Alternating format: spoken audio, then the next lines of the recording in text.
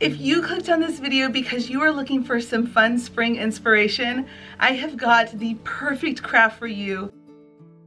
I am so excited to bring a new series here to my channel where I'm going to be sharing some fun thrift store shop with me's that turn into making projects all in the same video. Now before I jump into that new series, I thought, why not bring you another thrift store episode, because I had some things on hand already here at my house. So let's go ahead and dig out those thrift store items, give them a before and after transformation, and make them look brand new. Now let's get crafting. I love an oval frame, and when I saw this one, especially at half off, I snatched it right away because it reminds me of the frames that you can get on Main Street at Disneyland. You know, where you have your silhouettes cut out and they put them in these frames. So I picked it up because I had a cute idea I wanted to try for Easter. Start by taking off all the screws and the backings of the frame, and we're going to take it outside and give it a coat of flat white spray paint. Once it's all dry, bring it inside the house, and I'm going to do a very light dry brushing because I do want it primarily to show the white, not too distressed on this one. I'm going to just lightly go over it to bring out that really beautiful leaf detail on the side of the oval frame. Once that's all done, I'm going to pull out my scrapbook paper, and you can use any scrapbook paper you would like. This collection of scrapbook paper is from My Mind's Eye. I got it a while ago. I know some people have still been able to find it, but it is a past collection. But they have beautiful bundles of scrapbook paper at Joann's, and you can use lots of coupons there. So once you find a pattern paper that you like for a frame like this, you are going to make sure you rip it out. Take your time ripping it out so it doesn't rip funny. I always like to pull from the top corner, and then I just keep pulling down until it completely releases from the adhesive band on the side. And then I'm going to just simply trace around my frame that I had as the backing piece, and then we're going to simply cut it out. Now I like to do it this way just because trying to freehand cut this just takes way too long. Tracing it is so much easier. And because I don't really care too much about those little nubs at the top of that frame piece, I'm just going to cut those off because you're not even going to see it. Add some adhesive to it, and then go ahead and add on the paper and rub it down nice and smooth. You want to make sure it's really bond well to this backing piece because we're going to glue on the bunny, and the bunny's going to have some weight to it, which can pull the paper away from that backing piece. So once you've got it all adhesived on, go ahead and put it all back together, add back in your screws, and add on a darling bunny from the Dollar Tree, and you have got yourself the most beautiful high-end looking frame for Easter.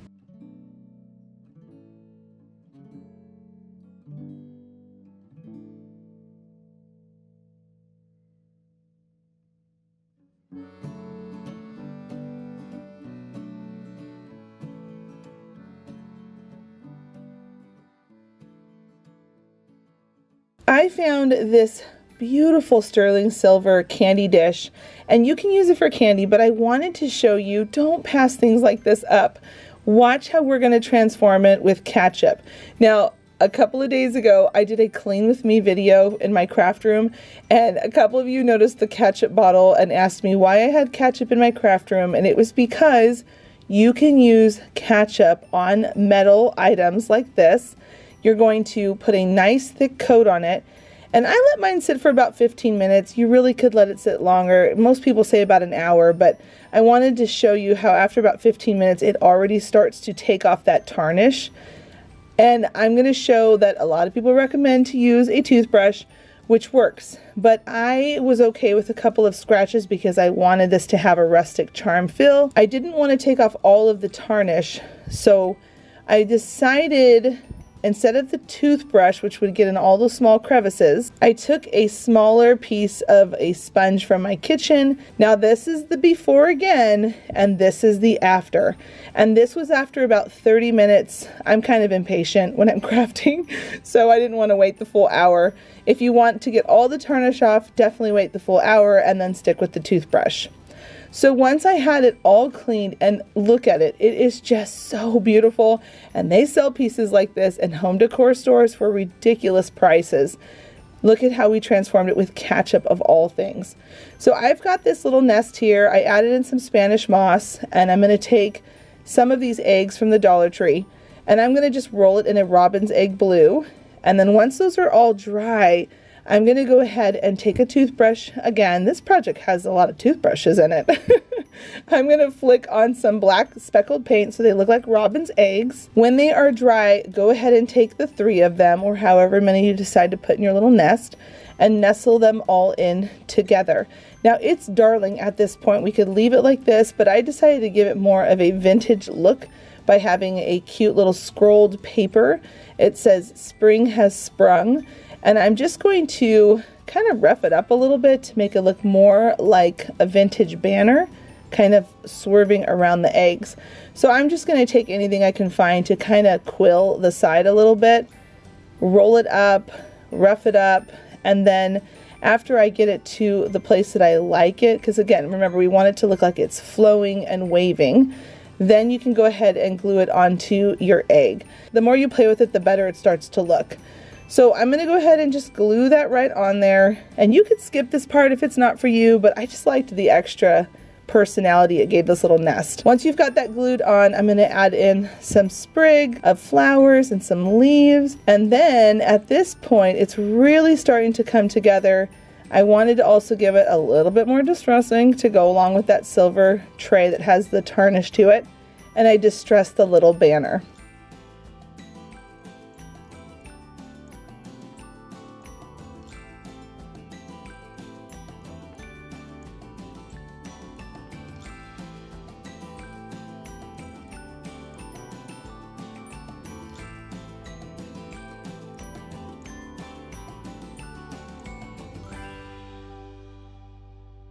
I love finding huge signs like this that once upon a time were super trendy with these crowns on it, and then turning it into something new and updated. This sign is a great quality, and I'm going to pair it with this printable that you can find over on my website. I've got lots of free printables over there.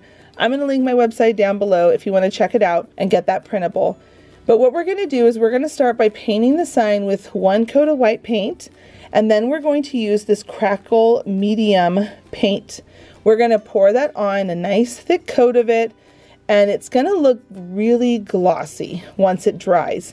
That's good because that means that you have a nice coat on it. And now I'm going to come in with a kind of a medium gray, and I'm going to just add a nice, you can see how thick it is that I'm putting this on. I'm going to add a nice thick coat of it, make sure it's really dry, and you can already see the effect starting to happen.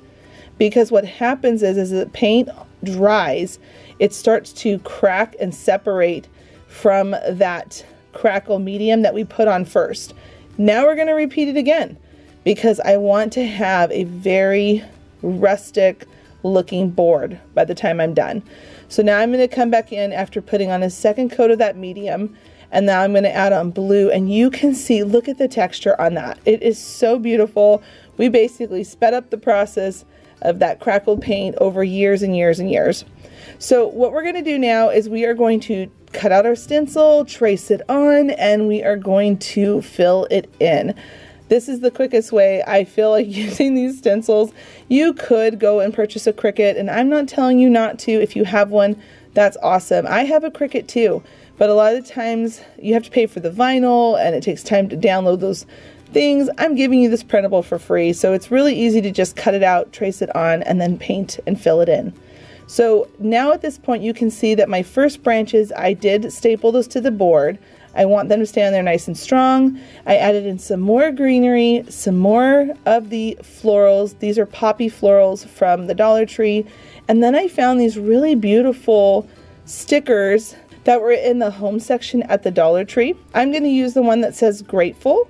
And I'm going to just center that right in the middle since we are grateful for the Savior and what He's done. And then at the end, I'm going to just add on a bow at the top, and it has come together so beautifully.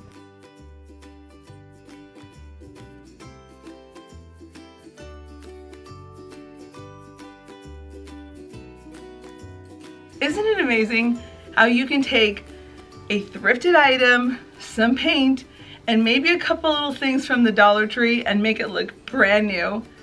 I love thrift makeovers. Now let's move on to the next project. I am really excited about this next one because the transformation is so dramatic. I see boxes like this all the time at the thrift store because they look rough and outdated. In fact, the aisle I was in when I saw it, some people were just walking past it and I was so excited because I went over and I snatched it real quick. Tell me if you have moments like that in the thrift store. You're thinking, don't pick it up. Now you can see that this has a hornet's nest at the bottom. I got that off safely. Thankfully there was no hornets in it. I sanded it, cleaned it up, and took it outside to spray paint it. And while that spray paint was drying, I'm going to use one of these impression molds. And I'm going to use some of my air dry clay. I love using molds like this so much. We are going to take it and add in some flour or some baking soda. People use all kinds of stuff. I'm just going to use flour because that works too. And then we're going to just take our air dry clay and you're going to push it in. Now the trick with this when you're pushing it in, especially with a very detailed impression mold like mine, you want to make sure you're patting it into those corners and pushing down so it's really getting in there. And then when you get to the sides, drag your finger and slowly pull it off like you see me doing here. You also want to make sure that the clay is not higher than the mold itself. That will cause issues later on for them to crack and break. So make sure the backside of it is nice and flat at the same height as your impression mold. Then wiggle the sides some, flip it over, and slowly pull it out. I set those aside to let them dry, and I went back because at this point my spray paint had dried on my box, and I'm going to remove these handles. I do wish I had removed these handles before I spray painted them. That could have saved me a step, but I knew I was going to still paint and distress this, so it wasn't a big deal. Now I have my cute air dry clay pieces ready to be glued on. I'm going to figure out exactly where I want them to be, and I'm going to just put it on with hot glue. You could use E6000, you could use wood glue, you can use all kinds of different things. This is just what I decided to do because I'm actually going to seal the whole thing with Mod Podge. You're going to see that in a minute.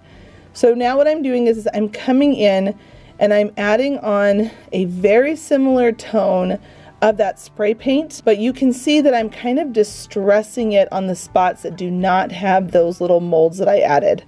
So you can see that I'm adding in a lot of different texture because I want it to have a very beautiful antique feel to it.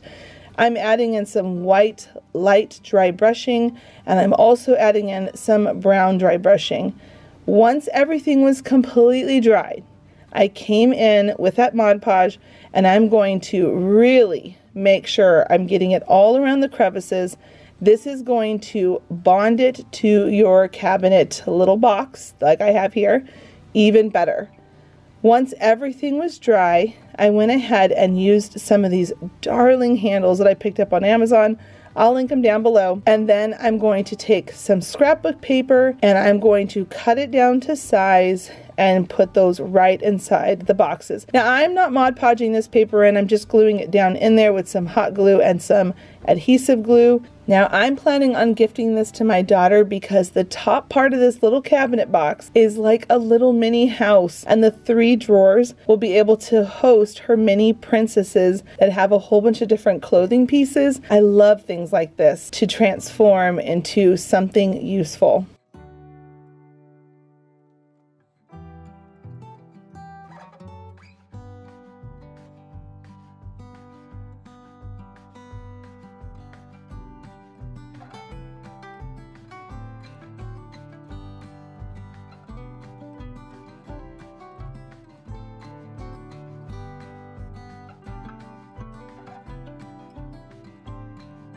Thank you so much for watching this episode. I love going thrift shopping and I love doing a good makeover. I hope you felt inspired by these projects today and you pick up some thrift store items or something from your home that you're thinking about donating. Maybe try to give it a new life by giving it some paint and just giving it some overall attention. I'm gonna recommend a couple videos over here to the side that are thrift store related because if you enjoyed this one, you will definitely enjoy these other transformations as well. And remember, if you're looking for more than thrift store videos, I have a ton of videos filled with hundreds of projects over on my channel gallery. So make sure to go and check out those videos as well to find some more inspiration for this season that we're in. Thanks so much for stopping by, and until the next episode, bye friends.